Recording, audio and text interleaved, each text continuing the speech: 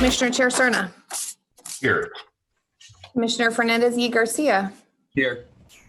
Commissioner Gordon. Here. Commissioner Casirier. Commissioner Wagstaff. Here.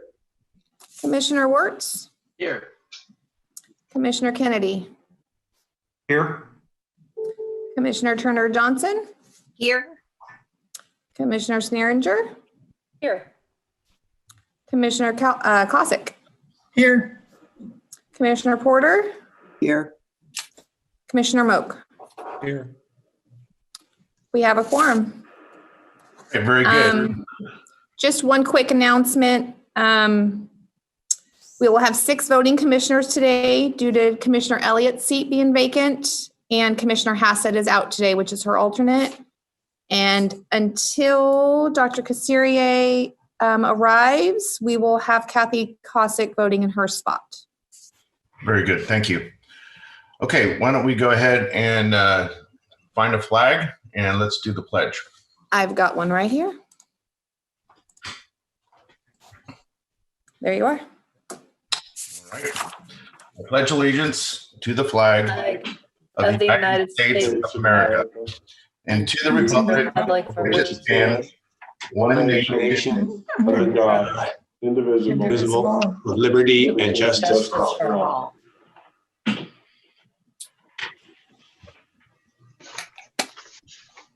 Liberty and justice for all. All right, this is in the era of Zoom. Okay. All right, I want to welcome everyone to this afternoon's First Five Sacramento Commission meeting.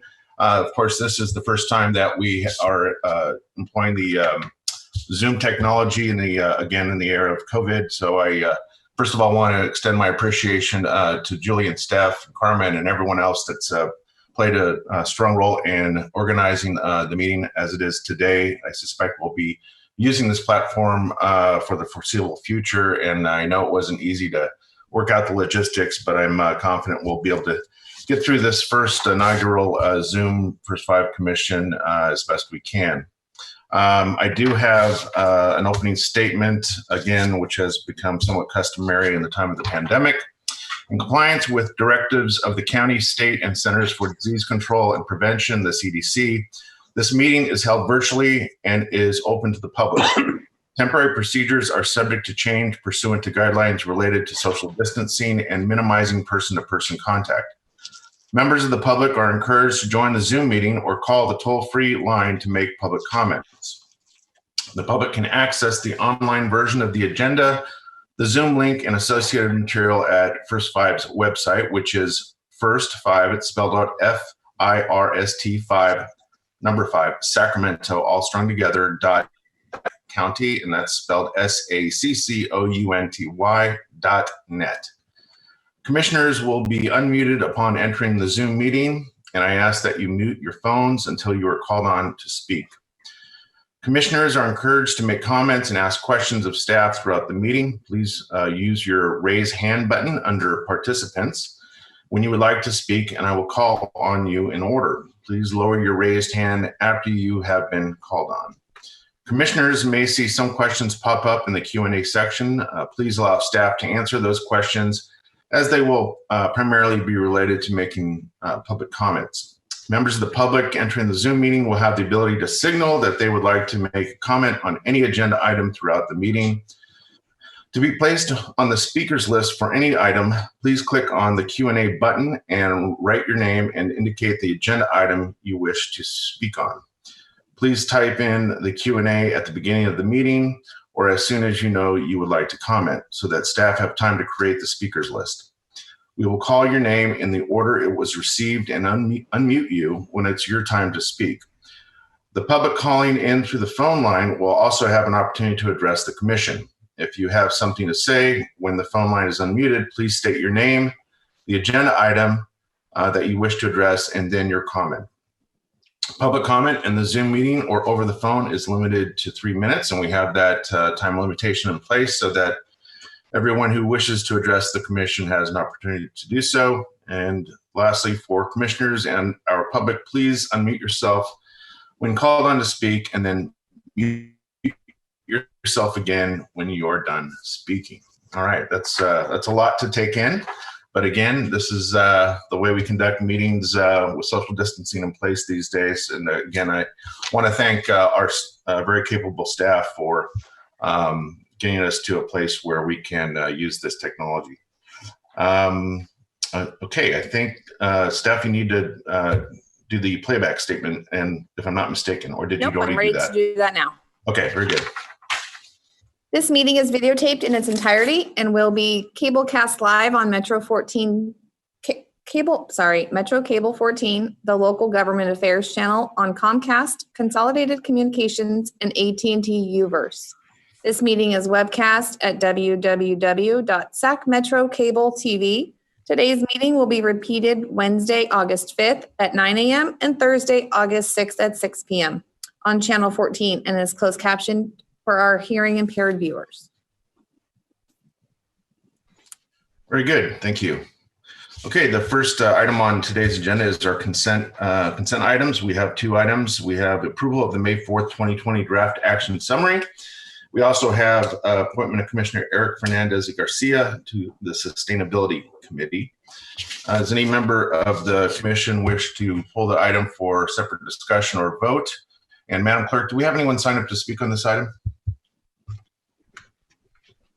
No, we do not have anybody signed Of up. course, my screen just froze. Okay, very good. I can, All right. I'm sorry, let me unmute our callers. Do we have anybody calling in that wants to speak on item 1? I am now muting the callers. Okay. Are we at a place, Carmen, then, or staff, to consider a motion? With no speakers, yes, we are. Okay. With that, I didn't hear any commissioners chime in to pull either of the consent items for separate discussion. So is there a motion? So moved. I'm sorry, who moved? Commissioner Wagstaff moved. I'll second. And Commissioner Cossack has seconded. Please roll call vote. Chair Cerna. Aye. Eric Fernandez Garcia. Aye. Commissioner Gordon. Aye. Kathy Cossack. Aye. Commissioner Wagstaff. Aye. Commissioner Wirtz. Aye. Motion passes. Very good. Thank you. All right. Our next item, please. Public comments on off-agenda items. Carmen, anyone signed up? We do not have anybody signed up. I will unmute our callers and see if anybody called in that would like to speak.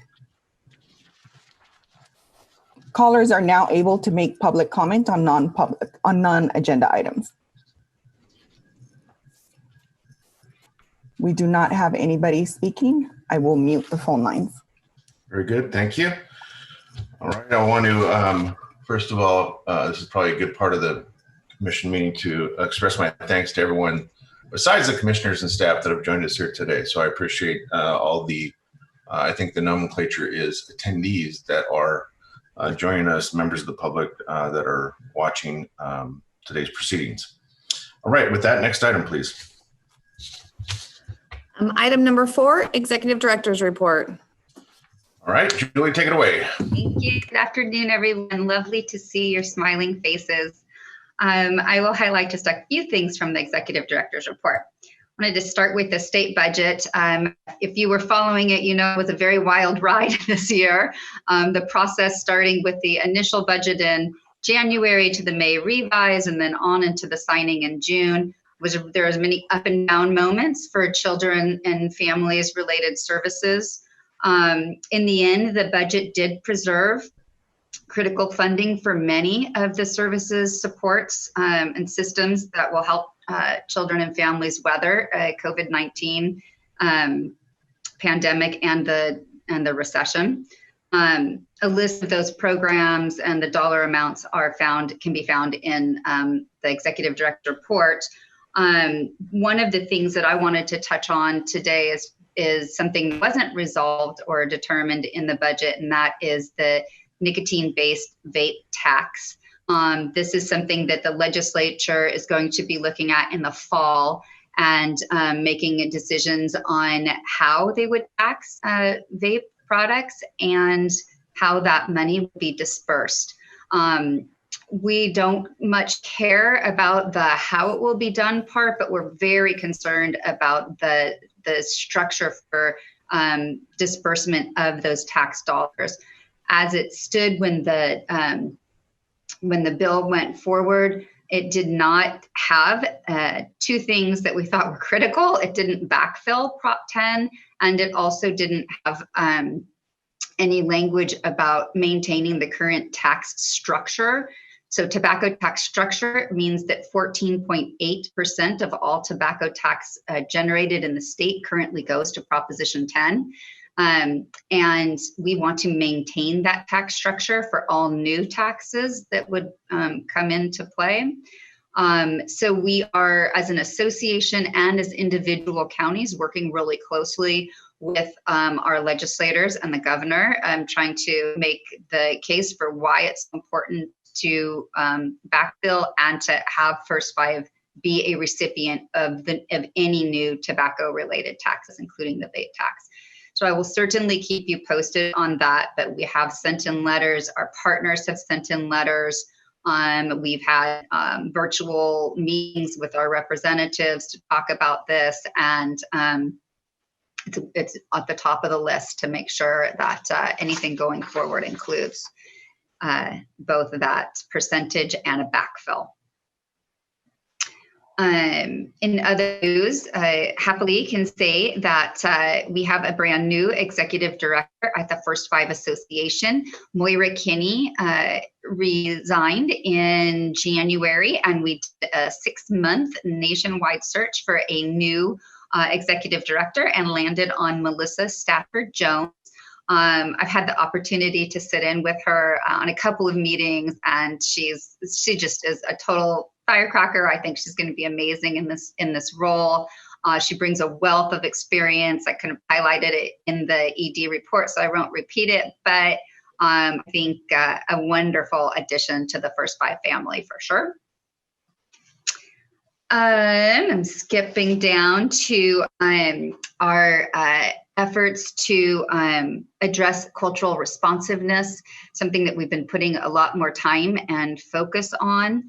In the wake of civil unrest, the Commission and many of our contractors have focused our attention on how we can intentionally build racial equity, diversity, and inclusion into our work from the top down and from the bottom up.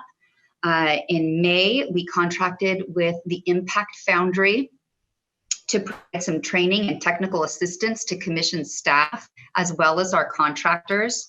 A survey is being designed right now. A survey will go out to all of our contractors to see where they are on their own journey. And then they will be creating a set of virtual courses, workshops, and convenings to meet our agencies where they're at. And those will happen over the course of the next fiscal year. The goal is to build the capacity of our agencies and the Commission to have policies, services, and staffing structures and continuing education and various things in place so that we all can move forward toward anti-racism in all of our in all aspects of our work to serve children and families. So it's something that will continue throughout the year. And it builds upon our current work with the Impact Foundry around sustainability. So it's an agency that our funded partners are used to working with and comfortable and know. And so we thought that would be a great way to sort of move us all forward. In other news, we are delighted to say that we're starting an e-newsletter. After a couple of months of planning and going all over the map with what we wanted to do with this, we're going to be launching our new e-newsletter later this month. We're hoping that at a time when we're not in the room with a lot of people like we used to be, that this could be another communication tool for us to speak with our contractors, with the community in general, and with the business community as well. Each newsletter will have a similar look and feel about it, and we'll have specific components. There will always be a contractor's corner for our funded partners. We'll have a spotlight section that would highlight a particular program or a campaign that we're working on. There'll be a resources attached with links to the latest information, and also always a focus on the brain science and the importance of the first 5 years. And we will open every e-newsletter with a message from a commissioner or me, but I really love the idea of having a commissioner voices heard in the newsletter and talking about what's important to each of you and your role and what you all bring to the commission. So I believe our first one is going out later this week. So we will keep you all posted on those as we continue to reach out and develop it. Happy to say also that First Five partnered with SCOE to apply for an ACEs Aware Communications Grant from the Office of the Surgeon General. SCOE was successful in this application, and they're going to be targeting medical providers, the general community, and just the service providers with key messages about the importance of just general awareness of ACEs, and then the importance of ACEs screening for young children. So we've already started some work on that, and we'll be rolling it out later this year. And the last thing I'd like to highlight in the ED report is just an update on our Unequal Births campaign. So as you are aware, we partnered with Sacramento County Public Health Department and RSE to create the Unequal Birth campaign, which really focused on, shined a light on the impacts of racism and discrimination on health disparities, especially maternal mortality and infant mortality rates among African American children and women. And so since the launch of the campaign, as of the end of last month, we had over 12 million impressions, views of this campaign via social media, the billboards, the radio spots. And we also had 110,000, I have to get this right, engagements on social media. So people clicking on it, sharing it, liking it, whatever people do on social media with it. So spreading word about that. And we just feel like the Unequal Birth campaign messages are super timely right now, super relevant to what's going on in the world. And we're just monitoring all of the talk that's happening in the social media platforms to see how we can use some of that to propel the campaign moving forward with this year. So we have another full year of the campaign in 2021, and we will adjust it as time goes by and we have opportunities to do so.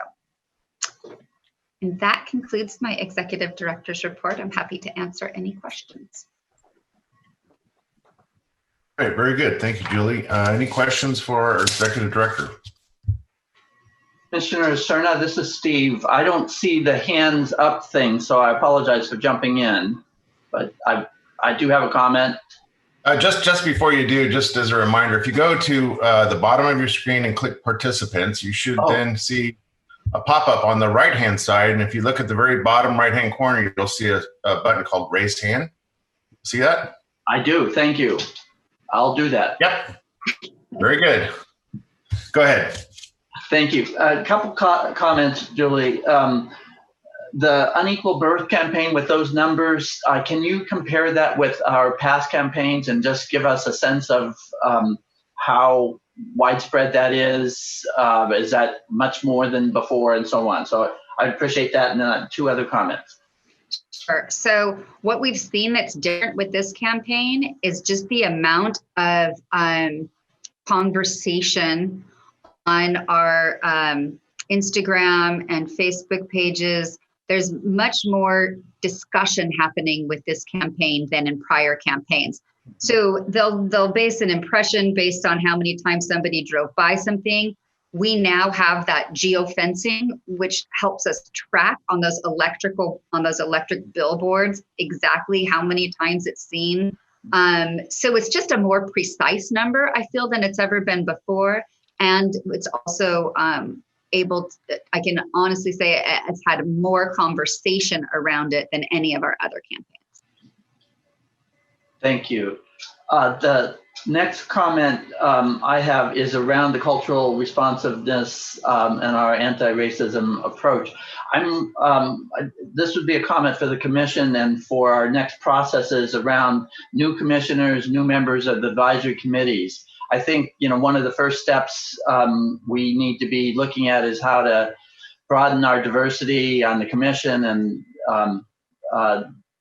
be attentive to who our commissioners are and who our advisory committee members are. So I just put that out there as a white privileged male, older male. So I understand the reality of our situation and the need for us to make some active, proactive, anti-racist movements over time, both on the commission and throughout the county and agencies that we work with. So that was just a general comment. And then a final comment on the census. I know you didn't mention that, but as I know you've been worried in the past, and I think we're all worried about with COVID and other ICE activities to scare our communities of color. We've been worried about the likelihood of getting an appropriate count of Sacramentans. And so I'm wondering, it looks like you're saying we're sort of only slightly behind target, but I'm not sure what you feel about that progress and what else we can do to ensure that we do everything conceivable to reach out to our communities. Yeah. I'll stop with those. Okay. Almost everything now around the census has moved to virtual as folks are not comfortable going out to large community events or even doing the door-to-door outreach. So our whole plan with the trusted messengers kind of blew up a little bit. As you remember, I think back in May or March, we had that agenda item to work with trusted message, must have been March or even February to do that. So yes, our agencies have really stepped up though. I just saw this morning, a 30-second video clip that the Birth and Beyond Collaborative put together that focused on,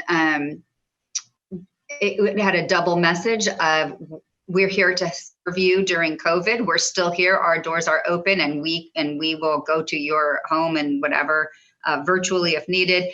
And then the second message was all about census and how important it is that the services that they're able to provide during COVID, they're there because they were counted, because families got counted in the census. So they're making the connection between services families are getting right now during COVID and the importance of completing the census.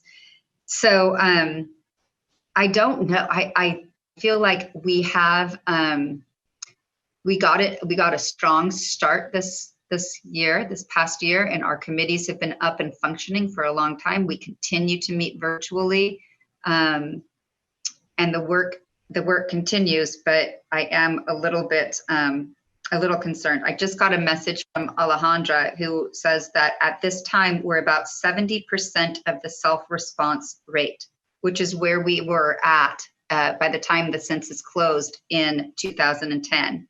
And efforts are being concentrated on where response rates are the lowest right now. So they're being targeted a little better. So. Thank you, Julie. Obviously, that's one of our major fundraising activities for the commission, is getting appropriate federal representation.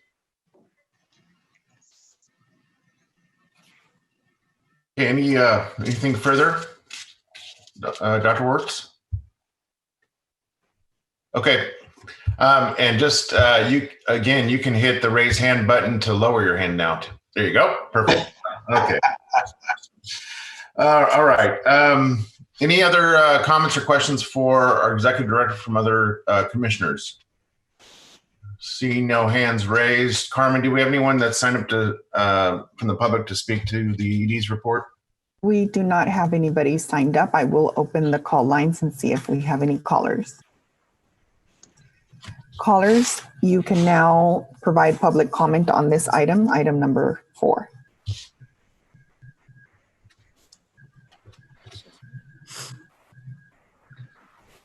I am now muting the phone lines. Okay, very good. Thank you. All right. Thank you, Julie. All right. Next item then. Item number 5, advisory committee update, and appoint Heidi Kaiser to the Children's Coalition seat and appoint Jose Goris to the Faith Community seat. Okay, well, why don't we do this? Why don't we go ahead and consider the appointments first? Do we actually have an update forthcoming here? I have a brief update for you. Just one of I wanted to start with some sad news on this. Actually, many of you may know Ernie Brown. He was a longtime children's advocate and one of our advisory committee members, as well as on the financial planning committee. And Ernie passed away on July 2nd unexpectedly. He didn't only volunteer heavily for First Five, but he was also the chair of the Human Services Coordinating Council. He was an active member of the Children's Coalition, and for 20 or more years has been just a part of the fabric of children and family services in the county. So it's a great loss to us all. He just was a very special man and just very quiet, but he had that like knowing smile that was just so special. So he's definitely going to be missed. He absolutely made a difference in our community. We held our first ever virtual advisory committee meeting last month on June 12th, and I'm happy to say it went through fine. We didn't have any quirks in it. And I updated the members on our strategic plan process and shared a little bit about what's happening with the implementation planning that is going to be before you later on today at the meeting. We had an in-depth presentation from Mikako Fisher, who is a school readiness coordinator from Elk Grove Unified School District. Our next meeting will be August 14th, and the group has asked to address the whole READY framework. We're calling it racial equity, diversity, and inclusion, and have a discussion about that and perhaps make some recommendations on how we can move our work forward. So excited about that topic. And then just the good news that we have 2 new members who want to join and fill some openings that we've had for a little while. So be delighted to have those appointments. All right, very good. Any questions of Julie about the advisory committee update? Not seeing any hands. Before we go to the actions that we need to take to appoint, Carmen, do we have anyone that's interested in speaking to this? No, we do not. I can unmute our callers. Callers, you're now able to provide public comment on item number 5. I am now muting our phone lines. Okay, very good. Thank you. All right. If there's no further questions of Julie, entertain a motion. We'll take these one at a time. First motion to consider is appointing Heidi Kaiser to the Children's Coalition seat. Is there a motion? So moved. Okay, it's been moved by Commissioner Kosick. Is there a second? Second. Second by Commissioner Wagstaff. All right, roll call vote, please. Chair Cerna, Aye. Commissioner Fernandez y Garcia, Aye. Commissioner Gordon, Aye. Commissioner Wagstaff, Aye. Commissioner Wirtz, Aye. Commissioner Kosick. Aye. Motion passes. Very good, thank you. Okay, the next appointment for consideration by the commission is, I hope I'm pronouncing this correctly, is it Jose Goris? to the Faith Community seat. Is there a motion? So moved. Moved by Commissioner Wirtz. Is there a second? Second. Second by Commissioner Cossack. Roll call vote, please. Commissioner Cerna, Aye. Commissioner Fernandez y Garcia, Aye. Commissioner Gordon, Aye. Commissioner Wagstaff, Aye. Commissioner Wirtz, Aye. Commissioner Cossack. Aye. Motion passes. All right, very good. Thank you. Next item, please. Item number 6, Evaluation Committee update. This is Commissioner Wirtz. We had our second virtual meeting on July 20th. I think they have both gone well. Again, thank you to the staff. I also just want to give my condolences too for hearing about Ernie Brown. I worked with him these years and I'm sorry to hear of his death. So it's just a sad state, but I appreciate hearing about it. In our evaluation committee, we handled quite a few items, and I just have to say that I was very pleased with the quality of the work that staff has been producing and our applied survey research evaluators. Both the content and the format of these products that they're producing, I think, are just improving over time. So we were very pleased with that. We are going to hear a lot about the developmental screening and developmental screening protocol later. We also spent a good amount of time on the Birth and Beyond report, which I understand we will not hear too much about, but I think it's well worth our commissioners looking at as well. So I think that was the bulk of our meeting, and I will defer to our 2 advisory committee members who were present, and we understand the difficulty for our other members to be there at times, but we've been able to maintain our quorums and get our work done, and I think provide useful input to the commission staff. So with that, I'll close. Thank you, Commissioner Wirtz. Any questions for Commissioner Wirtz? All right, seeing none. All right, next item, please. Item number 7, Financial Planning Committee update. The Financial Planning Committee did have a quorum at our July 16th meeting. We were updated on a policy developed for employees to return to work while mitigating the spread of COVID-19. The policy is currently being reviewed by various unions as part of the meet and confer process. Staff discussed the upcoming 1920 audit and reviewed the steps that were taken to correct the finding from last year. The auditors from the State Controller's Office have also met with staff and concluded that the Commission has implemented appropriate corrective action. The independent auditors will begin the audit on August 17th. Staff also reported on the adopted budget and 10-year financial plan for fiscal year 2021. There were no changes in the requested allocation and revenues approved by the Commission on May 4th.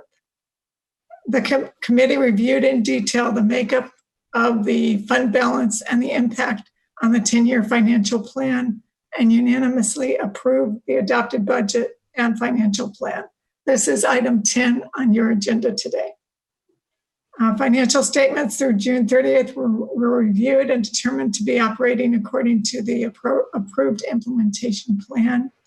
And lastly, staff reported on a statewide effort led by the First Five Association to review the treatment of Prop 10 funding by the state.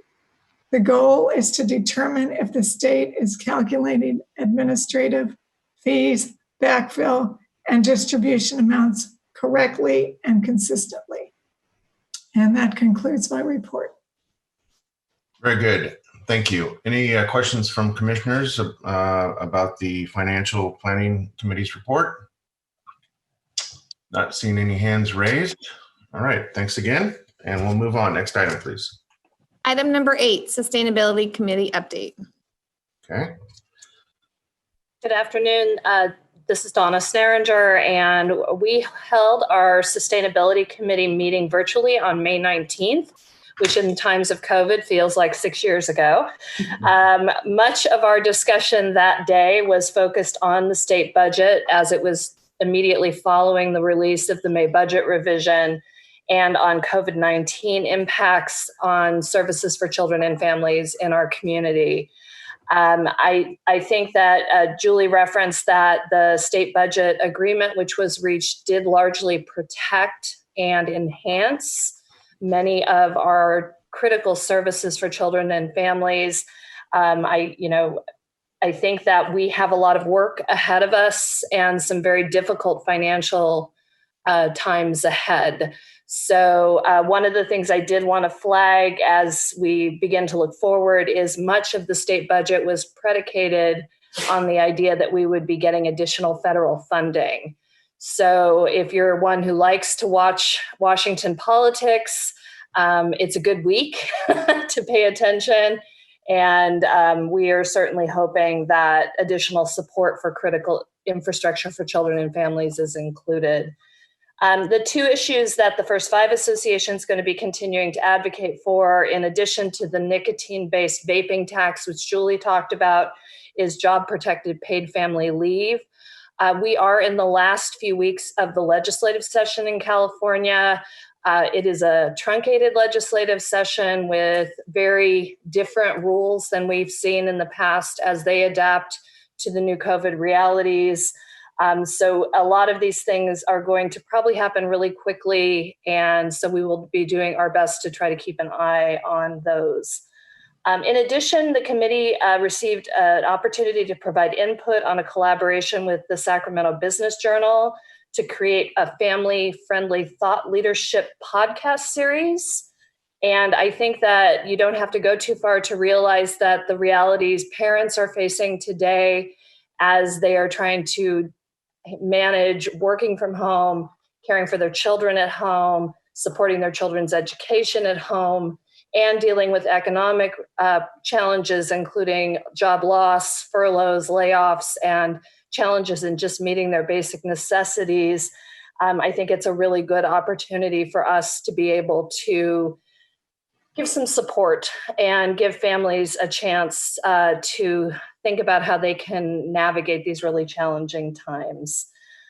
We also did review the implementation plan for the systems improvement plan, which is the next item on the agenda today, and had an opportunity to provide some feedback. And we will be meeting again on August 18th. So we look forward to anyone who wants to sit in on those discussions. Feel free, and happy to take any questions. Great. Thank you, Donna. I see that Commissioner Wagstaff has his hand raised. Go ahead, Bruce. Thank you, Supervisor Caserna.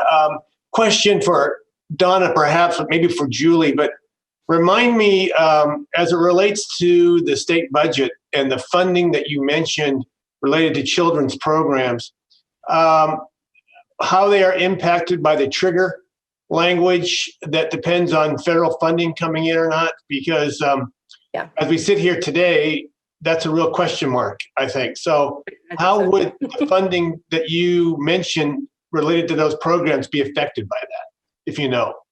So I think that the good news, in addition to holding off on significant cuts, is most of our programs were not included in triggers. Okay. And there was a good recognition of the challenges being faced by families, particularly families with young children, and they were taken out of that trigger discussion. I don't think that, that's certainly good for now. I think we have to really watch the horizon, and depending what happens with federal funding, all those discussions will be back. But for now, we're not included.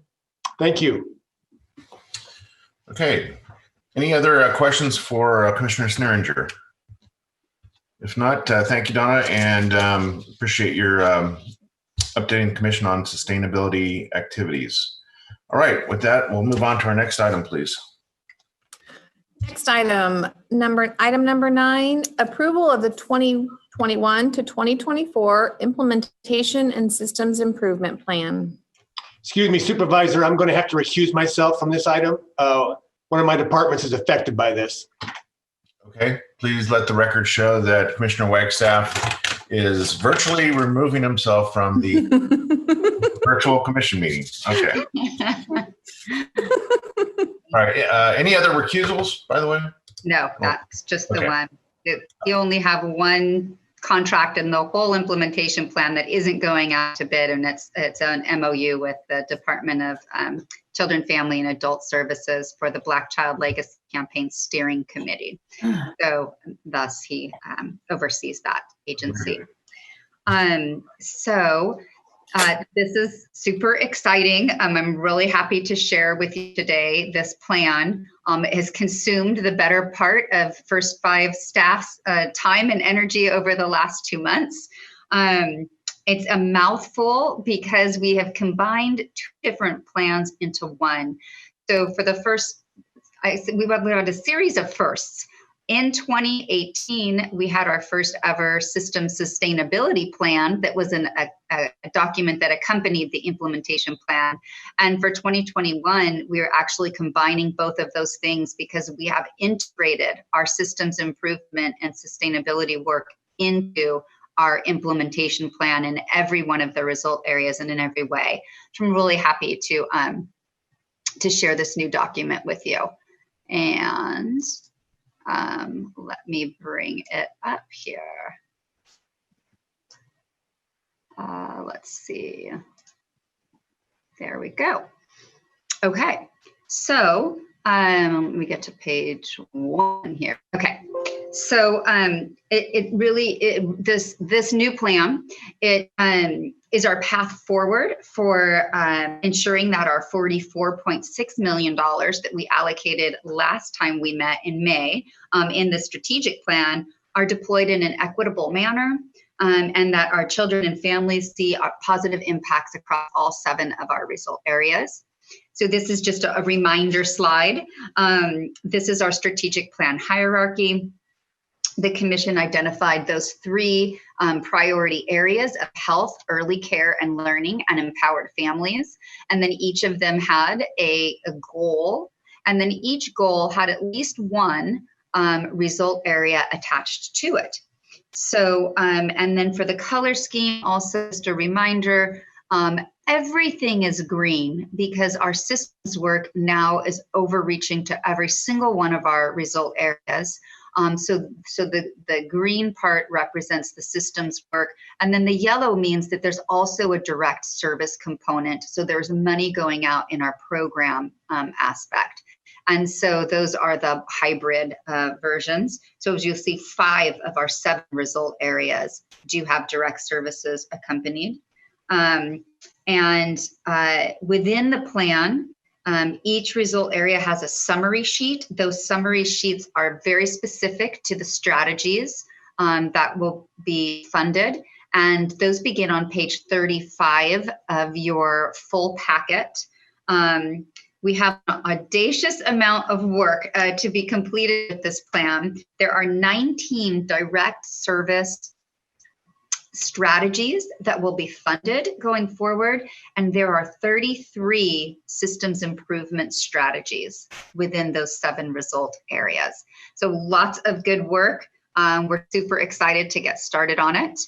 But before we do that, as I mentioned, the plan is our roadmap for funding by result area. We've identified those specific programs and systems related strategies. And those summary sheets, which are by result area, they look at they provide all the detail on what are the indicators that we're going to be tracking, the strategies we'll fund, who we're going to be serving, whether or not it's a competitive bid process. And this is a disclaimer, they almost all are competitive bid processes this time around. And the amount of funding that we would invest in each of those strategies. So this is our first big chart here. In May, when you all approved the 2021 strategic plan, it had an overall spending plan of $44 million. 90% of those expenditures are for program-related expenditures. So that's 40.1 million of the 44 million. 3% were for evaluation and 7% for admin. And this slide will shows the detail on how that $40.1 million, where 90% of the funding is to be spent. We break it down by result area. And just so you can see, as you can, it's pretty clear that the largest chunk of our funding is going into our effective parenting to decrease trauma and child maltreatment. About a quarter of it is going into school readiness, and then 10% for our RAACD work, with 4% in breastfeeding and 5% in quality childcare. The two, R3 and R4, that don't have any dollar amount associated is because those we're not doing direct services. Those are more systems work. They do have dollars associated with staffing and systems improvement efforts, but it's not going out as a program through a competitive bid process like that. So the next two slides will take us a little deeper into each of the result areas to look at those specific strategies that will go out to bid. And in this slide, the core strategies for result areas 1, 2, and 5 are identified. So these are our strategies with the dollar amounts with them. And again, because R3 and R4 are systems work, they don't have dollars attached. And that's not, so these are just the program result or strategies. There are, as I mentioned, 33 systems improvement strategies. And I'm going to talk about those later on in the presentation. So these are the result areas 6 and 7 strategies and the allocations shown on the slide. And you'll notice that the school readiness result area does not have specific strategy allocations. So I think I can show you like all the others did. And the reason for that is that there are 7 strategies, but only 3 of the 7 are going to be required strategies that our school districts must include. And those 3 are developmental playgroups, health and developmental screenings, and then planning and systems integration. So the other 4 result areas, they all contribute towards school readiness. And we expect that districts will in fact select to implement many of them, but they might not select all 7. And with a 25% reduction in funding for this result area, staff were just very aware of the fact that districts might not be in a place to do some of them that are already a reach for them right now with full funding. So as a result, we're providing that flexibility for the school districts to select which of the 4 non-required elements they wish to implement. What this means is we won't have the final dollar amount by strategy until we bring you the implementation plan as a finished document, probably toward June of next year. At that time, we'll be able to fill this in with the dollar amounts, and we'll also be able to let you all know which agencies or which school districts were funded and for how much. Okay, and the other area that I wanted to spend a little bit of time on are 7, because this is one of our major areas. That's our effective parenting summary sheets. This starts on page 52 if you're in your packet. All the current program strategies that we're funding right now are required to be happening again, continue into the next strategic plan period. However, our allocated amounts for those strategies has shifted a bit, given for two major reasons. First, we have this large influx of funding from CalWORKs for home visiting that really allows us to offset some of our prior dollar we had allocated to this strategy. It's still, clearly the bulk of our funding, but we did make a reduction in that strategy, and we were able to then bolster up case management and other areas that we felt nobody else was really doing the funding for. So that's one thing. And then the second area reflected in your packet would be that the first four of these strategies also are impacted by our work to reduce African American child deaths. These four core strategies, while they remain the same, we siphoned some of the funding, made a special note in the implementation plan, and we'll address it during our competitive bid process to highlight that that $750,000 of the funding per year is really specific to our efforts with the Blue Ribbon Commission going all the way back to 2013, when we expanded family resource centers in two neighborhoods in Arden Arcade and Valley High, specifically around that result area to reduce child abuse and neglect related homicides.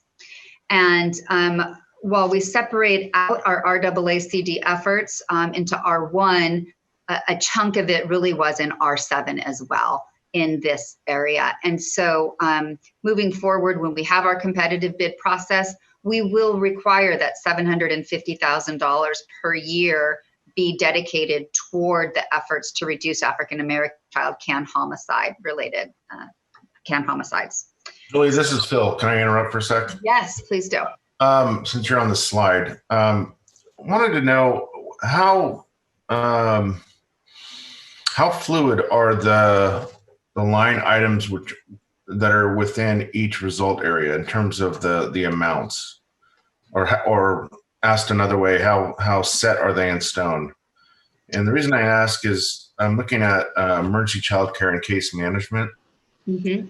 And obviously, I don't think anyone foresaw a pandemic coming this year, but it's had tremendous impact in this space. And so I'm just kind of wondering out loud, how much latitude is there to adjust allocations within result areas?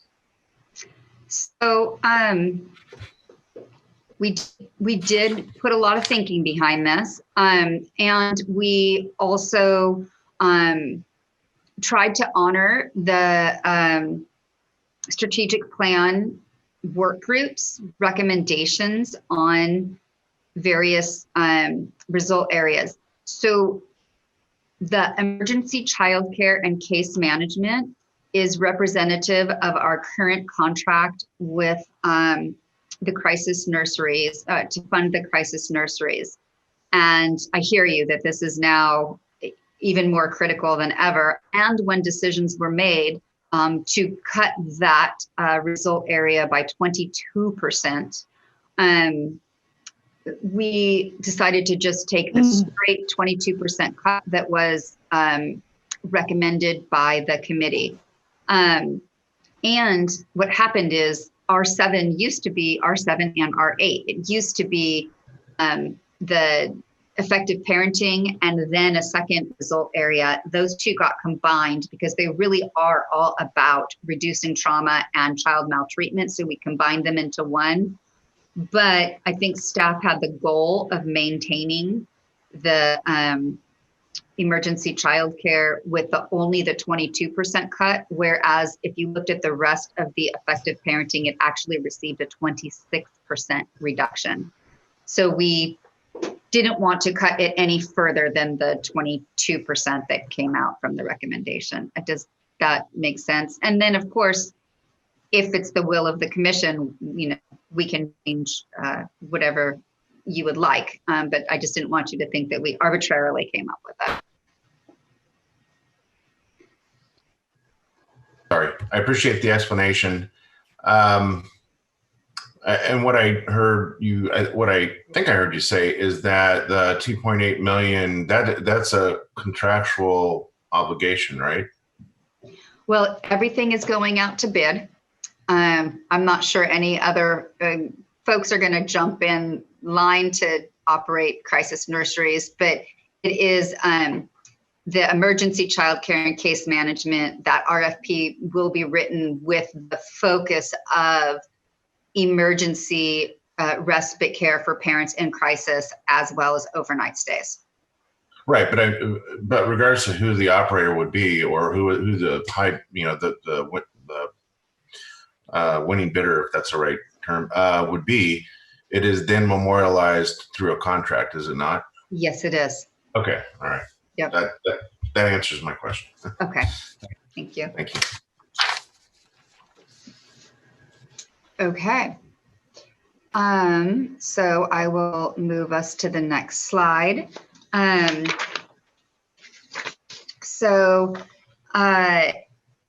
Now, as promised, this is just a little bit more on our systems improvement efforts. While it represents only 2% of our overall budget, the allocation for funding for systems improvement is just critical to really move forward all of our goals of impacting those larger structures that promote child and family outcomes in Sacramento County. So in addition to the staffing support, there is a $100,000 allocation per year that will be used to support the achievement of all 33 of those strategies. In addition to those 33 very specific strategies in the result areas, there are also 3 overarching strategies, or rather they're like our objectives and our goals. And those are increasing public awareness and action to act on behalf of children and families, improving systems through policy work, and then bringing in financial resources for kids and families across any of our 7 result areas. We feel that these objectives will globally help to achieve the goal of advancing those priority areas of children's health, early learning and care, and effective parenting. So the strategies for those broad-ranging systems improvement efforts begin on page 56 in your packet. And then I just wanted to take a minute to share some additional information that's in this plan that wasn't in prior plans, but we were definitely wanting to create one document that kind of held all of our current thinking. And as our world just continues to evolve, we found a need to add some language to our plan. We'll start with, it's a competitive bid process. As I've said, the only contract that won't go out for bid in this is the MOU in place with the Department of Children, Family, and Adult Services, because they are the agency overseeing the Black Child Legacy campaign for the county. And part of our effort would be to continue supporting that, which is $100,000 a year. The commission also recognizes the effects of trauma and on child outcomes, and the need to be responsive at all levels of our service provision. And so we're very committed to supporting our partners, contractors, to become trauma informed, as including ourselves, as we move toward becoming even more trauma informed. So we'll have staff and community partner trainings on ACEs, and it will be included in their contract language that they will have to participate in those trainings. Sustainability is tough right now as people are really struggling. Our contractors are struggling to keep their doors open and continue to serve. But we know our Prop 10 dollars continue to decline, and we can't let up on the gas of what we're doing, and we don't want to lose the momentum of our sustainability work. So we certainly promise to our providers in this new plan continued work with them to update their current sustainability plans if they have one, or to create a written sustainability plan if they don't. A little bit about our results-based accountability. This is our evaluation that we're going to be moving. This framework will be moving forward in 2021. That's the 3 questions that we ask of every provider, which is how much did you do, how well did you do it, and is anybody better off? So that continues. And then the impacts of COVID. So our contractors will have the ability to serve families virtually, to continue serving their families virtually. We'll work with our contractors to be as flexible as we can in whatever they need in their budgets and scopes of work to make that happen. And we are, we're more flexible than we ever have been as a county entity to make sure that those services continue. And then just a final note on our racial equity work. We all know that the impacts of racism start prenatally, and they are reflected in those large health disparities, including maternal morbidity and infant mortality, morbidity and mortality. So we're committed really continue our efforts here. Page 63 of your packet will provide details on the types of activities we're going to engage in. We're going to really evolve and strengthen and deepen our practices here. And that would include things like implicit bias training for staff and for providers, and really building the capacity of our funded partners to better serve families of color, to build additional partnerships that ensures that the impact of those racial disparities really is centered in all of our work moving forward in the next strategic plan period. And then our next steps. So once the plan is approved, our RFPs will go out in the fall, and we'll have review panels put together over the winter, reviewing those proposals and making recommendations for funding. We would bring those recommendations forward to you in the spring, and then have some time to negotiate contracts. And then in June of 2021, we would bring forward to you the final updated version of this implementation plan that includes actual agency names, dollar amounts by strategies, and all of that information that we can't put in right now because of the competitive bid process. Let's see. So to wrap up, staff recommends approval of the implementation and systems improvement plan. This will allow us to move forward in the contracting process to make sure that there's a continuum of services available and that there's no gap in services. Approval of the plan brings us one step closer to investing those $44.6 million that you all approved back in May. And that leads to improved outcomes for children and families. That concludes my presentation, and I am happy to answer any questions that you may have. Great, thank you, Julie. Is it possible you could minimize your screen? Because for some reason, I can't get it to my screen to reduce since you're sharing. Does that work? Yeah, that's Yep. perfect. All Okay, right. great. Yep. All right. First, we'll go to commissioners. Then I'm gonna ask Carmen later if we have any public speakers. But first, we'll go to commissioners. I'm sorry, Commissioner Cerna. Can we remind our public to, if they would like to provide public comment, to please do so on the question and answer?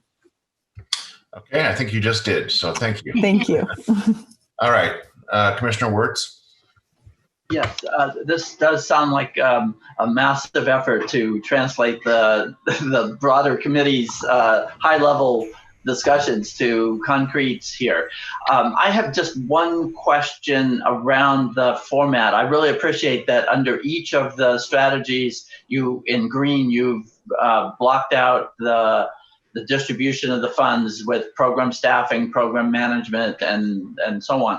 And I just have a technical question that under staffing in general, there's a FTE listing there, but I don't think it reflects, I don't think the budget reflects simply that FTE. So I'm just asking for clarification where it might be the one I'm looking at is a 0.8 FTE, but the amount is 400,000. So I think there's something else in those numbers there. If you could help explain that.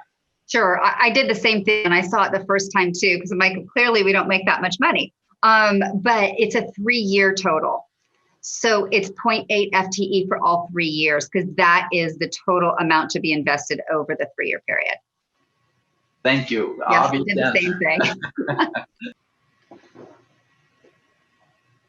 Okay, Commissioner Turner Johnson. Yes.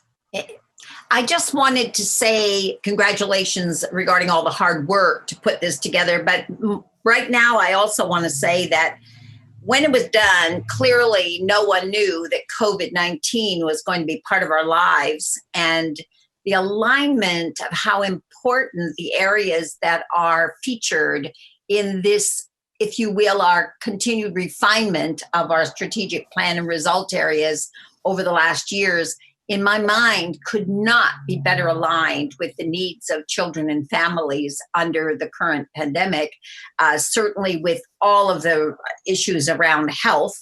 And I'm so glad, I just want to say that we did get the breastfeeding part in as well, knowing that everyone is sheltering. And so difficult to be accessible and reach out in other ways. And then, of course, related to education, we all know that we're still at this moment in more of a virtual education model than any other kind. And though that's incredibly challenging to everyone, including school districts and educators, parents, and children. Nonetheless, to have that in such a prominent place in our plan is incredibly important. And of course, the way in which we're focusing towards families for that kind of support shifts a little before because of the lack of accessibility in group format, but certainly related to how we will continue to support. So I just think the alignment is remarkable. And when I've seen it over the years end up refining because of our tapering budget, it just feels to me that it's incredible. And may I also say that all the work that the staff have been doing around outreach and supplies to families during this time has just been very moving. So another kudo and congratulations on that. Thank you, Commissioner Turner Johnson. Commissioner Fernandez y Garcia. Hi. So I'll just echo those kudos as well. And one question about the focus on racial equity, diversity, and inclusion. So in your discussion of ACEs, you mentioned how you'd be incorporating work in that area into the RFP process. Are you going to be doing the same thing for READY? I didn't see that was written into that language there, where grantees would have to incorporate that work into their applications. That's a good question. We hadn't actually come to that decision yet. So your input as a commission would be important to us. Our work with the impact boundary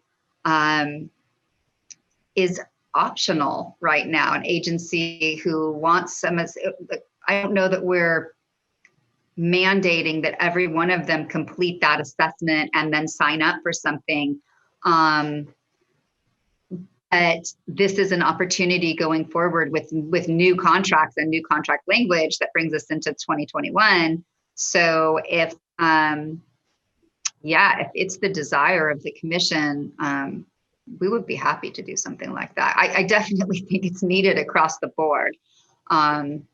Yeah, the two just go so hand in hand, ACEs and racism, that it would seem to be congruous to take them both on. Yeah. Yeah. Good. Great, good comments. Thank you. Commissioner Gordon. Yes, just mostly a compliment and a suggestion. Julie, I want to really commend you and the staff for an amazing job of integrating all of the goals and the evaluation system and the dashboards and all of that into a digestible, understandable package, which I think a layperson, a potential contractor, our oversight agencies can really understand. I think it's really well done. The only suggestion I would have as we deal with, as Commissioner Turner Johnson mentioned, the COVID effect. I think that this is going to be longer than we think it's going to be, and I think the delivery of content and advice and meetings and all of that remotely is not going to go away. And I encourage some investment in refining your platforms and your methods for delivery. And also when we get to the contracts, making sure the contractors can do the same, because I think we're going to be in and out of this for perhaps longer than we think. And that ability to reach families, to reach young people, connectivity, that's going to become, it's going to become an ongoing need.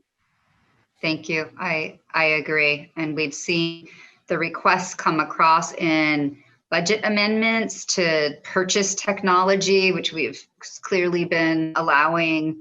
And in my presentation later on, when I share the stuff that the various community partners are doing, they have had to change the way they do business, for sure. And I think it will evolve.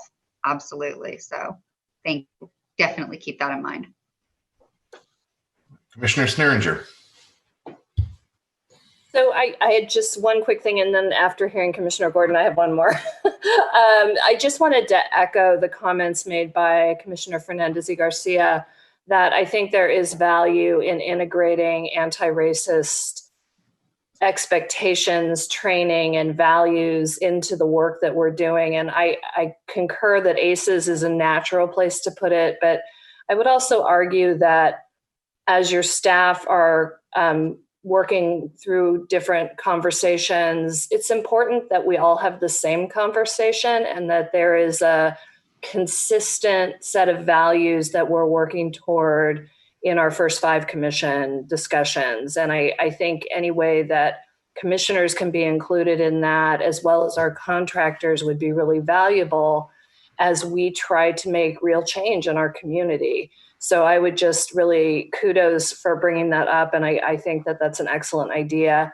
And then I would also just give a second to Commissioner Gordon's comments about we're dealing with a complete transformation in how we deliver services to kids and families right now. I know in my day job, we went from a brick and mortar organization to a virtual organization in about 2 weeks. Yeah. And what we have found is that particularly with childcare providers and parents, being accessible to them during non-traditional hours and not having to have them go somewhere has actually increased participation and increased engagement. And even if we turn the corner on what we're learning and hopefully on virus mitigation with COVID, I think that the need to make that part of our ongoing business model is going to be really important, because we need to be able to meet families where they are, to meet our service providers where they are, and deliver services in a variety of ways. And we're all learning a lot right now. and it would be a shame to lose that. So I would really encourage that we integrate that into everything we're talking about into new contracts. I think that's a great idea. We are definitely keeping that flexibility and the virtual needs in mind for the RFP process. So we'll actually be asking, how have things changed? How are you going to be providing services? And again, I think you're right in talking to some of our partners. They have more folks lined up for some services because they're just easier to access online than having, say, somebody come into your house. Or so in some ways we've been surprised by the numbers. They're still reaching their numbers, but just in a totally different way. And in other ways, it has been more challenging overall for them to reach numbers. So I think there is that flexibility that we're gonna have to keep depending on what it is we're talking about, what that strategy is, right? Thank you. Thank you. Commissioner Turner Johnson, did you have another question or comment? Your hand is still raised. And you're muted. Sorry. All right, thank you. Okay, it appears there's no further comments or questions by commissioners. Carmen, do we have anyone from the public sign up to speak? We do not have anybody signed up to speak. I will unmute the phone lines. I am now unmuting the phone lines. Would anyone like to address the commission on item 9?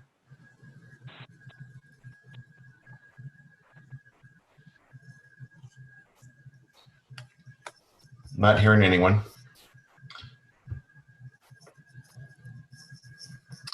Nope. Okay, very good.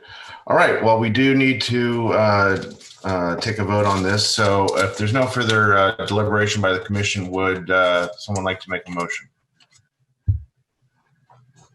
So moved. Okay, it's been moved by Commissioner Fernandez y Garcia. Is there a second? Yeah, Steve, seconds.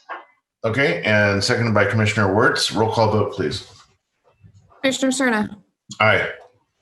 Commissioner Fernandez y Garcia. Aye. Commissioner Gordon. Aye. Commissioner Wagstaff. Oh, sorry, he's recused himself. Commissioner Wirtz. Aye. Commissioner Kosick. Aye. And Commissioner Porter. Aye. Motion passes.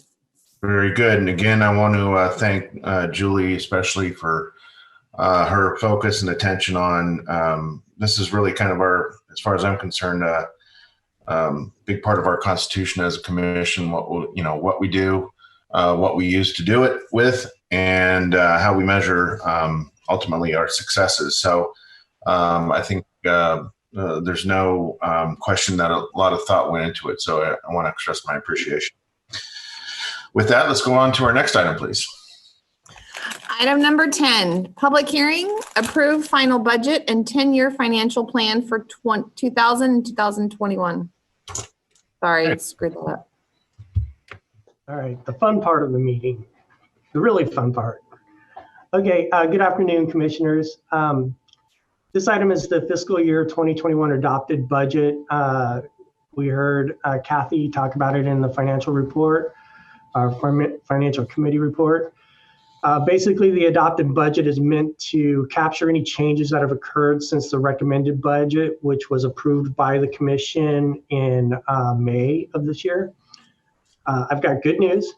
There were no changes made in between what was requested in the recommended budget to this budget. So all the allocations remain the same, and that's $24.1 million in expenditures, $17.4 million in revenues. What has changed, however, is the fund balance, and that's basically the amount of money that was not spent in the current year is used to carry over and begin our budget for the next year. So when we have a fund balance, it decreases the need to have a release from our reserve. So the bigger the fund balance, numbers speaking, the bigger the fund balance, the better off our reserve fund will be. The primary factor this year, the fund balance increased from $2.1 million on the recommended budget to $4.8 million for the adopted budget. And basically what makes up the fund balance this year is we had a $1.6 million save. The primary factors are the $1.6 million savings in the CalWorks home visiting program. They did manage to provide about $3 million in services, which was a substantial increase over the implementation in the prior year of the program. And they are still ramping up. And obviously COVID kind of put the brakes on some of the things, some of the processes. So it wasn't as much as we'd like to get out to the community, but we're working on that and improving on it substantially. Then there was another $1.4 million in savings, and that's basically the remaining 37 contracts that we have experienced a $1.4 million in savings, which is about 7.7%. And that's within our historical average, which we come to expect at around 4 to 9% savings on all of our contracts. So I was within that historical average. There was also a $500,000 net positive impact on our revenues, and that primarily originated out of a larger than anticipated backfill in the Proposition 56, backfilling to Proposition 10. So we have a net positive impact on the fund balance in that regard. So what does this mean? It basically means that our reserve is affected, and I'm going to cover that. I'm going to take a look at attachment 1, the budget highlights, and we'll look at how our reserve fund is affected. Let me pull that up. And I'm not going to cover this top part. This is basically the same allocations and revenues that was already approved by the commission in May. But what we will take a look at is this reserve balance call out box here. We're going to start the year at $18.7 million in the reserve. We now have a fund balance of $4.8 million.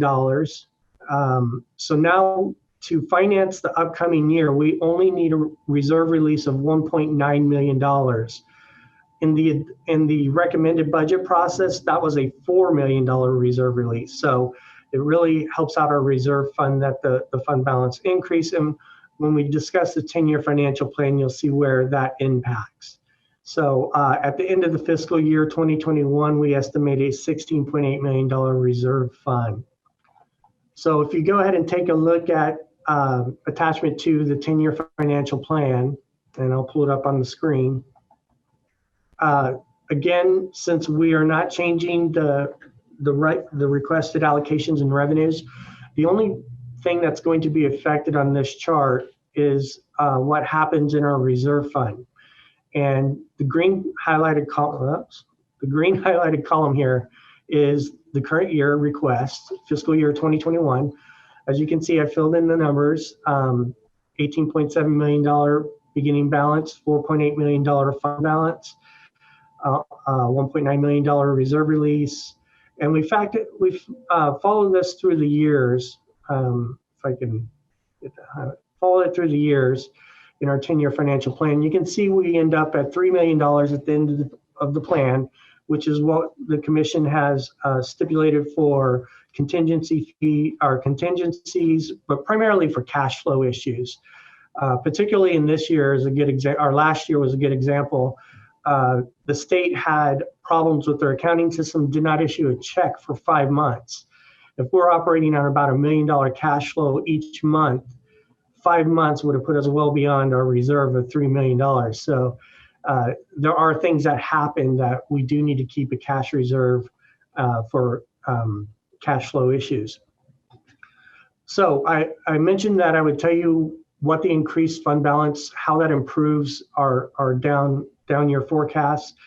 Basically, by not having to withdraw so much money from our reserves, it enables us to put those funds or reallocate those funds back into the 2024 strategic plan.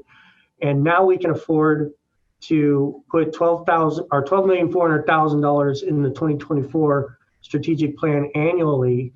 That's an improvement from $11.7 million, which is what it stood at during the recommended budget just a few months ago. And so ultimately what that means is by time 2024 comes around, what used to be a 21% cut is now only a 17% cut. And hopefully that'll get better as more and more years come in. So with that, that concludes my report. Does anybody have any questions? Hey, any questions for Eric? Commissioner Wagstaff. Thank you. Eric, I may have missed this, and you may have already answered this question, but that reserve balance that you mentioned for the end of this year, and I'm just curious, how does that compare to our historical average for our reserve balances? It's continuously going down. That was part of the commission's strategic process, was how to spend down those funds. We've had, it does fluctuate. This, like I said, this year we're going to withdraw 1.9 million. I believe we withdrew around 6 million last year. I'd have to go back and double check that. But it does vary anywhere from, this has been one of the lowest withdrawal years that I can recall. But it's all designed to spend down in 3-year steps. That's why we have the 3-year strategic plans. Years before I got here, they were discussing on which method would be the best to gradually spend it down each year or do 3-year chunks, and it ended up with that's 3-year cliffs. Okay, thanks. All right, any other questions of staff from commissioners? Not seeing any. Carmen, do we want to check to see if anyone from the public wants to address this issue? We do not have anybody signed up to speak on this item, and I will unmute the phone lines. Would anyone like to address the commission on item 10?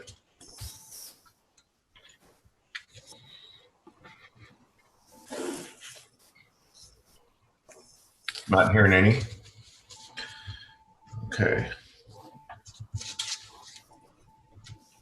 Are the phone lines muted again? Yes, they are. Okay, very good.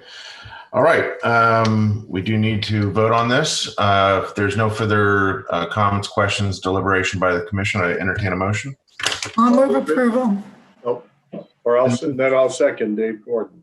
Okay, it's been moved by Commissioner Kosik and seconded by Commissioner Gordon. Roll call vote, please. Commissioner Cerna. Aye. Commissioner Fernandez y Garcia. Aye. Commissioner Gordon. Aye. Commissioner Wagstaff.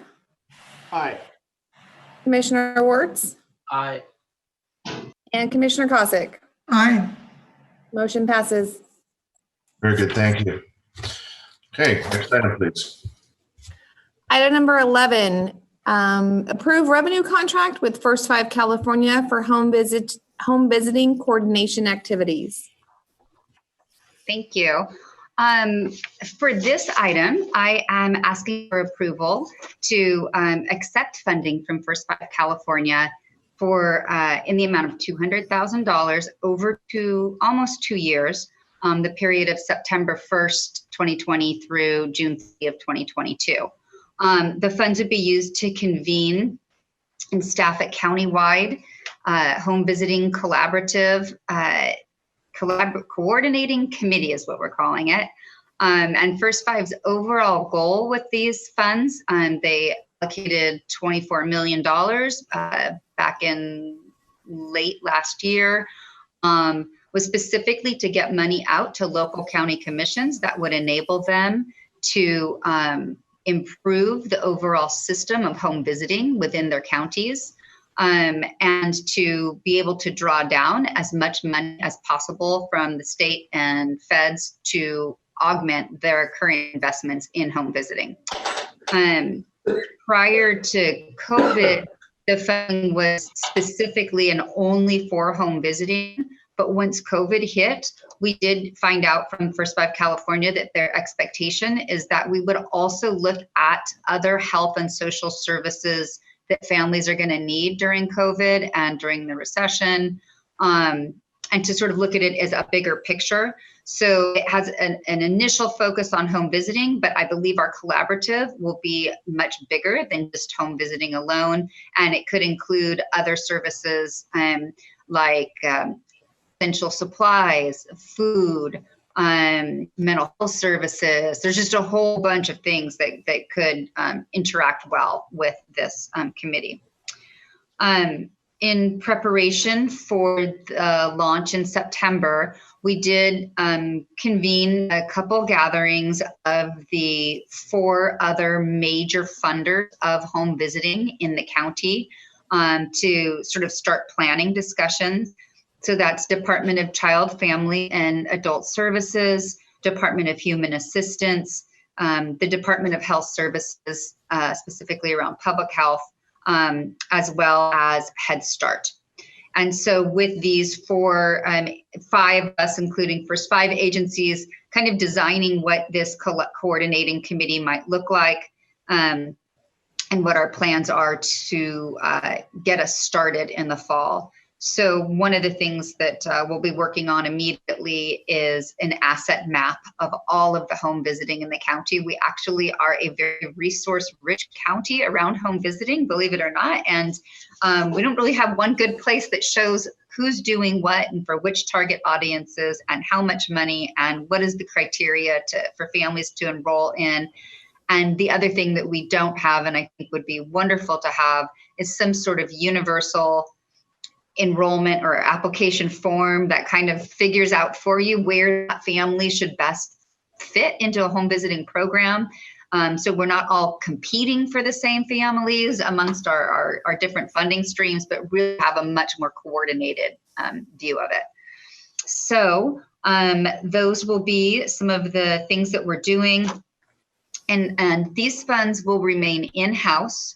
Approximately $100,000 a year, and then there is a 3-year application for an additional 3 years on an annual basis, assuming we get our work done and do it well in the first 2 years. The funds staying in-house really allow us to retain our infrastructure and some staffing that we would have otherwise actually lost as a result of our own internal cuts moving into the next strategic plan period. And the role of convener and a change catalyst is something that makes great sense for First 5 to be a part of and to take the helm, take our lead. So it fits really nicely into our systems improvement work. So in conclusion, I would recommend that we do, in fact, enter into this revenue contract with First 5 California for $200,000 over about 21 months time period. Happy to answer any questions you may have. Thank you, Julie. We have a few commissioners here that have comments and questions. So we'll start with Commissioner Moak. Yeah, I just want to, I think I mentioned it last meeting, which seems like an eternity ago, that the First 5 has funded this before. It was called the Home Visitation Coordinating Council. It was run in companionship with the Family Support Collaborative at the time. Nancy Findyson with the Community Services Planning Council chaired the Home Visitation Coordinating Council, and I chaired the Family Support Collaborative.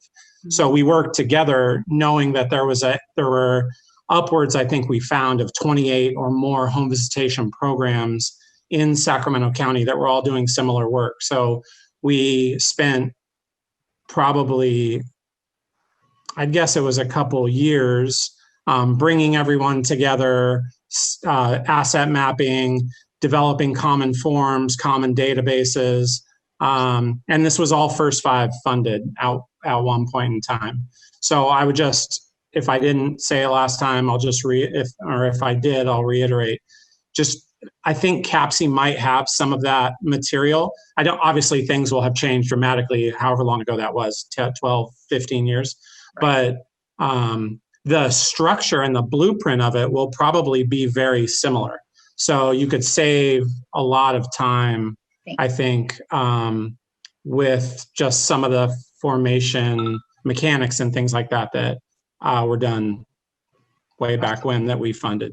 Yeah, that's fantastic. They were, and you had mentioned it last time, which put it on my radar. So thank you very much. And we will absolutely be reaching back out to CAPSI. We wanted to start with the funders to make sure that we were at that level first, and then we're going to drop it down to contractors and even providers. We want to have sort of like all layers of folks represented on that committee. So thank you. Okay, thank you. Commissioner Sneeringer. First, I would just like to say how pleased I am to see that Sacramento is going to be getting one of these grants after having worked on it at the state level. It's nice to see it coming home. And I really would encourage the idea of a single point of entry for families. As we all know, there's a range of evidence-based home visiting programs, and it's not a one-size-fits-all. And some of them are more expensive and more intensive, and some families benefit from that, and some would do better with a different model. And I think having that whole continuum, knowing who's eligible for which program and what evidence-based model might best serve those children is critically important so that we can maximize our efforts around this. And I would just echo Scott's comments about the good work that was done many years ago with the Home Visiting Coordinating Council. And, things have changed. We have some different sources of funding. I'm thrilled to see Head Start at the table, because in many communities, their home visiting isn't connected to what everyone else is doing. And I just look forward to the outcomes of this work and really appreciate that you're going to be beginning this. Thank you. Thank you. Commissioner Wirtz. Yes, I'll echo all those comments. The commission has done a great job right now, and I know the evaluation committee has been watching this, about looking at which services work for which family. So like Donna said, that no model fits everyone. But there are two things. I'm really glad actually that you started with the funding level, because one of the issues is the criteria by which families are eligible. Being eligible is not the same criteria as being the best fit for the services.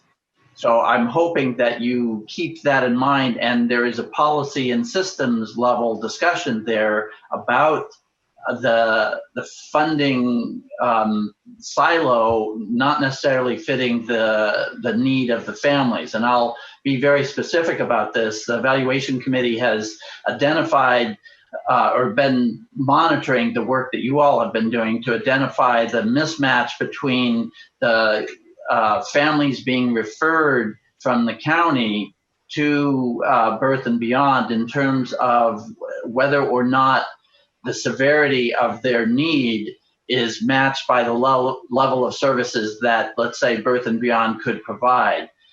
And I know you're working on the issue of saying, so perhaps if the county, and my take on, and that's why I recommend to the commission to read the Birth and Beyond report, because if it's still, as we last saw it at the evaluation committee, there's an indication that the county does a structured decision-making process. And along that score, along with a history of a substantiated case, makes those cases much less likely to be successful in Birth and Beyond, for example. But I'm not convinced that the county is assessing whether or not those are the cases that should or should not be being sent to Birth and Beyond. So I guess it's really the match between the funding criteria and the needs that really need to be forefront in this coordinating effort. Because what I'm afraid will happen we'll go down the list of, oh, they're not eligible for this, so let's throw them into this box, but that box may not be the services they need. So it's a hard effort, but on the policy level, with some consideration of those determinations, there may be ways to better match the need with the services. So I appreciate the effort. That's going to be a lot of hard work, and there is a policy and systems aspect to it as well as a programmatic one. But I do hope that we remain data informed around that process as well. Thank you. Absolutely. Take that into consideration. So true. Okay, thank you. Carmen, do we have anyone interested in addressing the commission, to your knowledge? No, we do not have anybody signed up to speak for this item.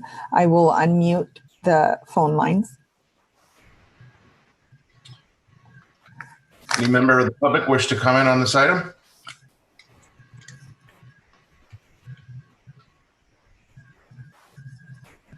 Hearing none, we'll bring it back to the commission for deliberation and a vote. Anyone care to make a motion? I'll move staff recommendation, Mr. Chairman. Very good. It's been moved by Commissioner Wagstaff. Is there a second? Glad to second. Steve. Okay, seconded by Commissioner Wirtz. Roll call vote, please. Commissioner Cerna, Aye. Commissioner Fernandez y Garcia, Aye. Commissioner Gordon, Aye. Commissioner Wagstaff, Aye. Commissioner Wirtz, Aye. Commissioner Cossack. Aye. Motion passes. Very good. Thank you. And again, thanks to Julie and all our staff for your hard work on this item. All right. With that, we will go on to the next item. Item number 12, presentation, First Five Sacramento COVID response. Right. Well, in case you're not so sick of hearing from me already, this is my last item. And really, I just wanted to share some bright spots of COVID, some of the work that our staff, that some of you have been doing, that our contracted agencies and community partners have been doing, and just have a kind of a feel-good moment about our response. And I have one more to share with you all. Start at the bottom for some reason. Okay. All right. So in this brief presentation today, I'll share with you our 4 COVID response bright spots, as I'm calling them. And we're really proud to have been engaged in these over the last 4.5 months. The bright spots include our emergency supplies distribution to families and our community-based partners and our child care providers, and then things that our First Five grantees are doing and that we are working with them on, and how our childcare, what role we've played in helping childcare providers stay open during this time and stay educated. And then finally, how we as a First Five Commission are functioning internally. So we're especially proud to have put cleaning supplies and diapers and wipes into the hands of childcare providers and community-based organizations, including our funded partners and the Black Child Legacy campaign community incubator leads. And we got them out there fairly early when there was definitely still a great need.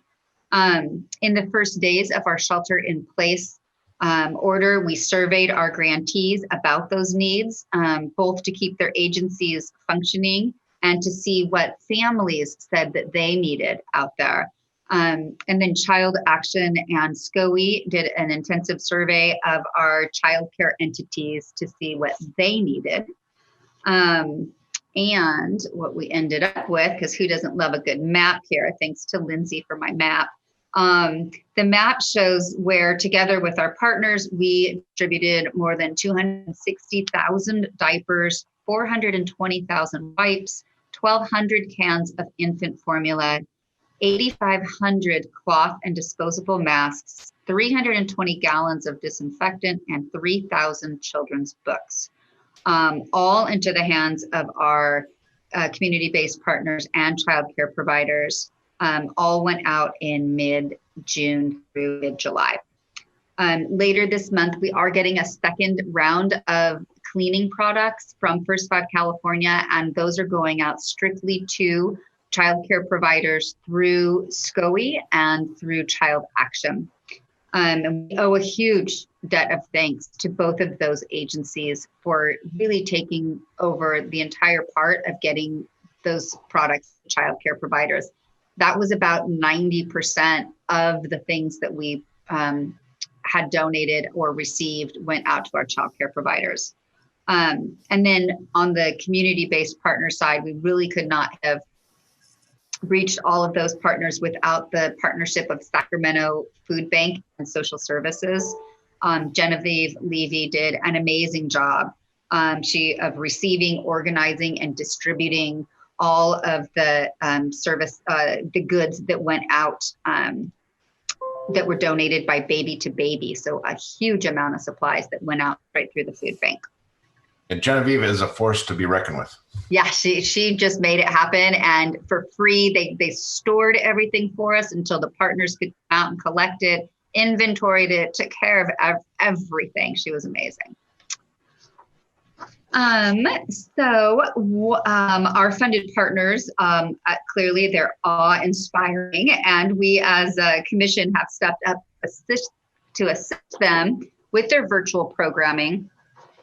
We worked with our contractors to amend their scopes of works and budgets, as I've told you. The last item in your packet is a list of all of those amended contracts. So you can see that we've been very busy in here, allowing them to have that flexibility to serve in the way that makes new sense, and to purchase technology as needed. We're providing dedicated assistance, such as special training on social media, not just not like social media 101, but more like social media 202, to help them target their outreach through various social media platforms, and to recruit more families specifically for virtual services. And we pushed our data management firm, Persimmon, to create new technology to lighten the paperwork and sort of streamline the whole enrollment process for our agencies, for our families, which then lighten the load for our agencies. We have an online fillable family information form for the first time ever. So really great stuff happening. Carmen to thank for that. And I just have to say, it was just in Persimmon's statewide newsletter, thanking Carmen and First Five Sacramento for the nudge to get them to create these online forms that now everybody in the state can use. So that was like a huge kudos. Great job, Carmen. Yeah. Thank you. And then we convened a virtual contractors meeting in May to highlight the adaptive work that each of our grantees is doing, so that to help them share, learn from each other, and especially around recruiting and referring families to each other's services, virtually.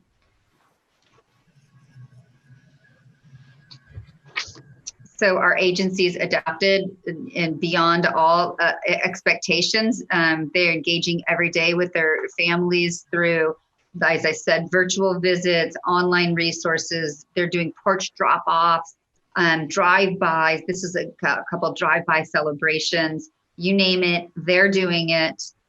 This is San Juan Unified and Galt Unified at their end-of-year preschool celebrations for their graduating preschoolers. So super cute. Around another bright spot, which is our childcare efforts, assisting childcare providers and parents during the pandemic. One activity I'm especially proud of was the brainchild of Lindsay Dunkel, our early learning planner. She coordinated with several other agencies to convene the Sacramento County Child Care Forum operating during COVID. And this was a Zoom convening held on July 23rd to great success. We had about 90 attendees who heard presentations from Sacramento County Public Health Department and community care licensing. And then they got to learn from each other, from large and small, both private centers and family child care homes who were open, who were making it work, who are figuring out how to keep operating during this time. And then great partnership with SCOE. Afterwards, they sent a resource list that the team had developed and the PowerPoints from all of the presenters. They sent the FAQs from Sac Public Health and the recording of the event to the 220 people who registered. So this is a nice chunk of providers getting all of that information about how best to continue operating during this time. Oops. And then we're always looking for ways to share information about COVID with our partners, with the community in general, with our parents. So our website connects to the county's public health resources, as well as resources for families that are continuously curated and updated on our First Five Association website. So we tried not to recreate too much stuff on our own website, but just to direct parents to the places where it's already happening. We have used our Facebook presence to provide links to resources of all kinds. And then our new e-newsletter that I mentioned earlier will definitely be focusing around COVID information and resources. So lots to come, more to come there. I want to take a second to talk about our internal policies. As you know, we at First Five are part of the county structure, and every department in the county has had to submit a return to work policy in March. As part of that policy, we completed a site-specific hazard assessment, and then we subsequently developed a protocol specifically for anybody walking in the front door of our establishment. And we do have staff that occasionally pop in, sometimes to pick up files, drop off files, sit at their desk for a while. We do have some folks drop in to pick up supplies from us and to deliver things. So we have that protocol posted, and all staff are following it. And then I thought I would just take a moment to talk about another bright spot for us. For me personally, this is like, we're able to get the job done remotely for like 99% of it. Staff are primarily still working from home, but our transition to the remote operations is fairly seamless for our contractors.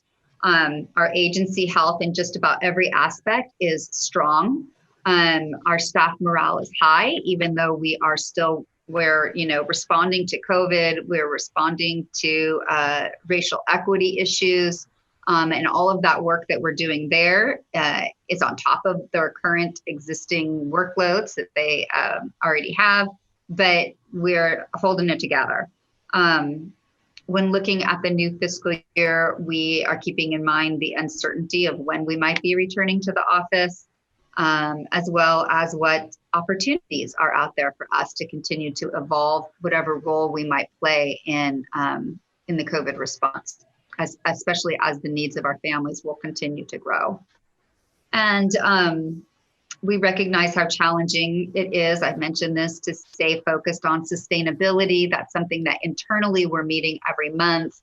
And with our committee, we continue to meet, but it feels like it's the last thing that contractors want to talk about or focus on when we're in the middle of this crisis. So we haven't lost focus. Part of that contract with the Impact Foundry, it's like a two-part contract. One of it is around racial equity and getting our READY framework in place. The other part is still around sustainability and building agency capacity to maintain services. And then finally, just looking into the future, we're going to be rolling out about 10 unique RFPs in just a few months from now. So that requires an immense short-term effort for the staff. And it'll be the first time we've done this all working remotely. We're used to getting into rooms together and hashing out the various elements of the RFPs. I'm very confident of our staff abilities, though. Everyone is absolutely stepped up. But there just is a little bit of like, oh my goodness, we just like check this one off the list. And now there's still so much more to do to get that up, to get all those funds out the door. To wrap it up, I'm just incredibly grateful to a lot of people. At the top of the list is your commission staff. They have gone above and beyond in untold ways during this during these times to ensure that our providers and the families have what they need. And they've done it all while keeping a smile on their face and asking, like, what do you need next? What do you need next? So I just so appreciative. And to you all, to our commissioners who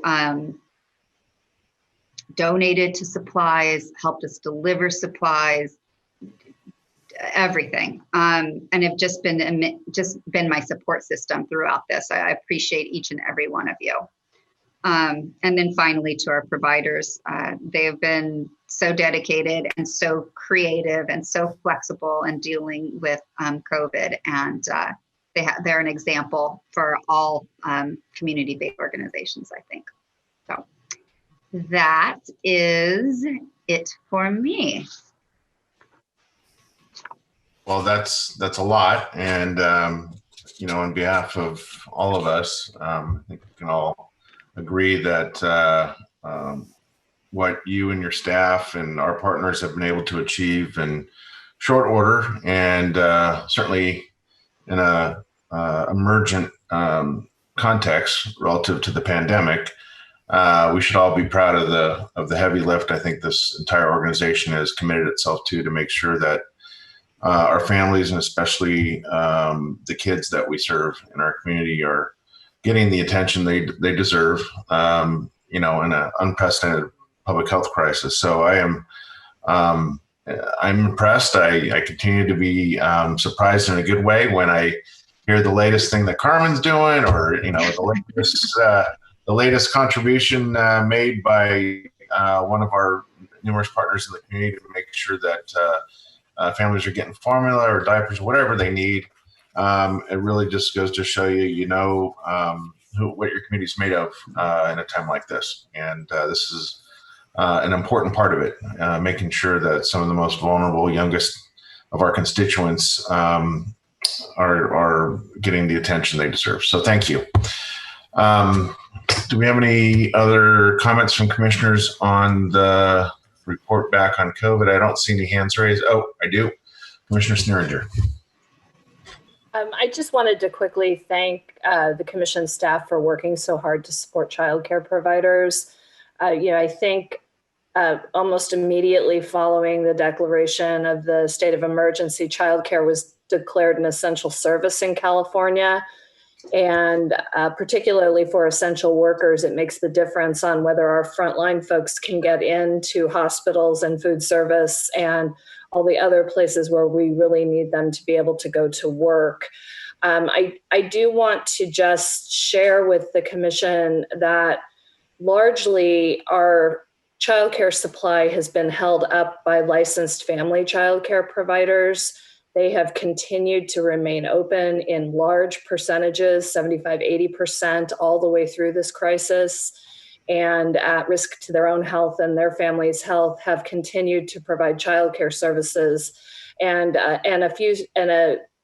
few centers also have, but largely our childcare centers are still closed. I spoke with Child Action about a week ago, and they think it's upwards of 70% of our childcare centers are still closed. And that is where the bulk of our childcare supply is. And the National Association for the Education of Young Children put out a report last week that of the temporarily closed childcare centers, if we do not receive some federal support, 40% of them will never come back. Wow. So we could be on the precipice of a lot of the families and children we serve not having access to the child care they had prior to this crisis. And I think all efforts to try to support and maintain our child care system are really appreciated. And I really appreciate the efforts to get supplies out and food out and resources out. It's going to be very critical to our economic recovery and supporting our families through this crisis. And thank you, Commissioner Sneeringer, because we reached out to you almost immediately when budget talk started happening. I got amazing talking points from Donna on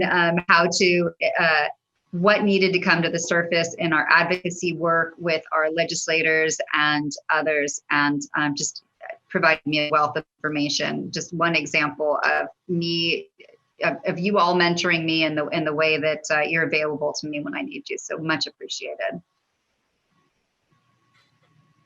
Thank you. Obviously, there's no vote on this item, but nonetheless, Carmen, I'm going to ask, do we have anyone that's interested in addressing this subject before the commission? No, we do not have anybody signed up to speak for this item. I will unmute the phone lines. Okay. Any member of the public wish to address item 12? Hearing and seeing none. All right, thank you very much. All right, the last item on today's agenda is commission comments. So I'll open the floor. Anyone have any general comments they'd like to share with the commission, with the public before we adjourn? I see Commissioner Wirtz has his hand up. Thank you, and I just will be brief. When making my evaluation committee report, I suggested that you might be hearing about the applied survey research summary of their research efforts around developmental screening and so on. So I just wanted to clarify that I apologize for that. I was thinking that might be coming up, but anyway, I'll just refer those to you as reports that would be useful for us all to use. I was impressed with the ability to use those for continuous program improvement. So, Julie, I don't know if there's a time when that presentation is going to be made or not, but just that's it. Yeah, we weren't planning on doing a presentation, but I'm happy to share those with commissioners. We've done, instead of doing a really large evaluation of all of the school readiness as at this meta level, instead we took a deep dive into parent education and engagement, developmental screenings, what was the other one? God, I'm blanking, sorry. But we looked at several of those strategies and just went really deep on them. And then we're using those to share back to our current contractors, things that, so they can learn from each other what's going well and where we need to have more uniform processes put in place. And then one thing that we really use it for is in developing the strategies moving forward in the 2021 implementation plan. And when we go look at when we develop those contracts and go into negotiations, we're going to be able to say, hey, here's what we think is the best way to have a developmental play group. Here are the 5 things that are going to be required of anybody applying to do developmental play groups, or here's the process that has to be in place if you're going to do a developmental screening. So it's really just being able to have some good parameters for which we can which those services can be provided to the families that we know will get better outcomes from. But I will definitely share them with you all after this meeting. Thank you. Any other comments by commissioners? Right, seeing none. Balance of our agenda today is communications that have been filed. And so if there is no further business before this commission, we will adjourn in memory of Ernie Brown. And I want to thank everyone for committing themselves to this new platform. I think it went pretty well. So with that, we are adjourned. Thank you. Thank you, everyone.